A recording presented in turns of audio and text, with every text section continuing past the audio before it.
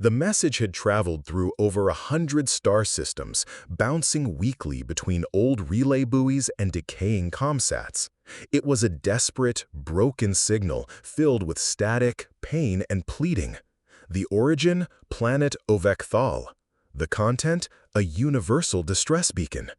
The Ternaxi had been proud once, a peaceful, scholarly species who believed diplomacy and logic could solve all conflicts. That belief shattered the day the Gorax swarm arrived. Ovekthal burned. The Gorax, a hive-mind predator race, didn't conquer, they devoured. Entire cities were liquefied for biomass. Defensive drones were overwhelmed. The Ternaxi Senate had no warriors, no weapons worth the name. In their final hour, they reactivated an ancient FTL beacon, one so old it transmitted on outdated frequencies barely used in this era. They didn't expect it to be received, certainly not by them. 3 solar days later, something dropped from hyperspace above the dying world. A single ship, small, unadorned, and shaped like a black spear with jagged armor plating and heat scars like battle tattoos.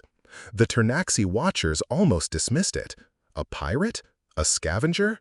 Then it spoke. Human vessel Dauntless responding to distress call.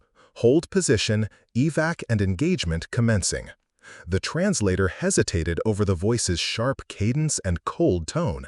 It belonged to a woman, calm and clipped like she'd done this before, and planned to do it again. Captain Morgan Reyes didn't wait for permission. The Dauntless launched drones, not to scan, but to map targets.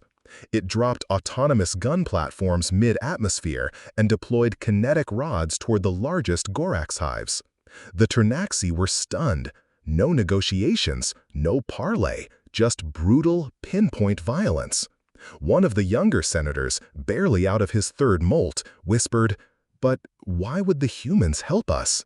Elder Kavalek, his skin faded to pale blue with age, replied grimly, "Perhaps they weren't always diplomats like us."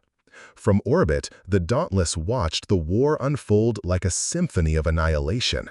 The Gorax adapted quickly, but not fast enough. Human AI systems rewrote countermeasures mid-battle. When the swarm tried to shield their core nests, Reyes dropped a series of Ragnarok missiles, antimatter warheads illegal in 96% of known space. She did not ask for approval. Within 12 hours, the surface was scorched clean of hostiles. Reyes transmitted one sentence: "Ground secure. Prepare evac." When the Ternaxi leaders were brought aboard the Dauntless, they expected an army.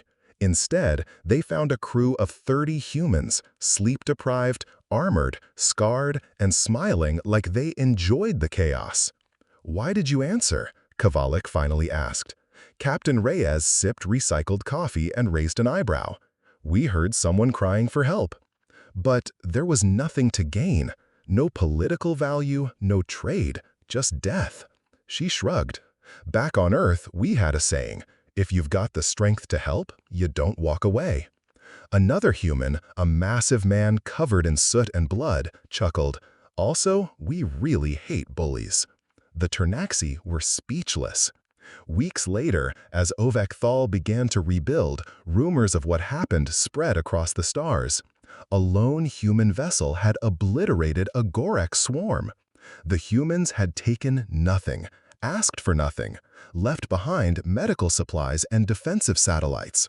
When asked by galactic officials why she acted without permission, Reyes replied, "The Ternaxi didn't need a debate. They needed someone to fight." Humanity's message was clear. They may not have joined the Galactic Concord. They might be unpredictable, dangerous, and unwilling to follow interstellar protocol. But when the monsters came, they were the only ones who ran toward the screams.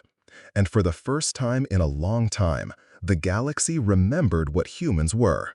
Not diplomats, not conquerors, not scavengers. Warborn, fire-tested, and terrifyingly kind.